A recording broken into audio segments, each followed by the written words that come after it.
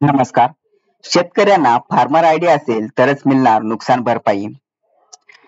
Channel जर नवीन असाल चॅनलला सबस्क्राईब करून घ्या व बेल आयकॉन प्रेस करा नवीन अपडेट मिळवण्यासाठी.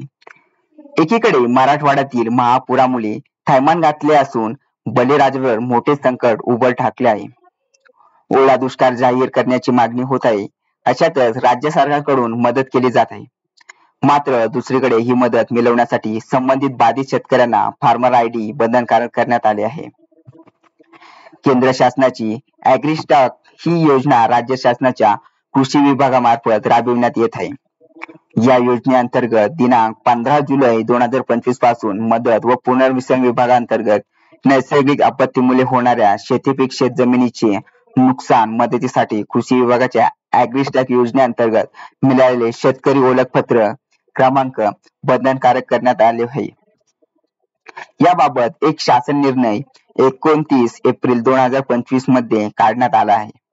कृषी विभागाच्या विविध योजनांचा लाभ जलद व परिणामकारकपणे शेतकऱ्यांना मिळण्यासाठी ॲग्रीस्टाक योजनेअंतर्गत शेतकरी ओळखपत्र क्रमांक म्हणजेच फार्मर आयडी कार्ड बंधनकारक करण्यात आले आहे. शेती पीक नुकसान मदतीसाठी प्रचलित पद्धतीने पंचनामे करताना त्यामध्ये एक रकाना शेतकरी ओळखपत्र क्रमांक फार्मर आयडी साठी ठेवण्यात यावा. शेती पीक नुकसान मदत वाटपाच्या डीबीटी प्रणालीमध्येही एक रकाना शेतकरी ओळखपत्र क्रमांक साठी तयार करून त्यामध्ये शेतकरी ओळखपत्र क्रमांक भरण्यात यावा.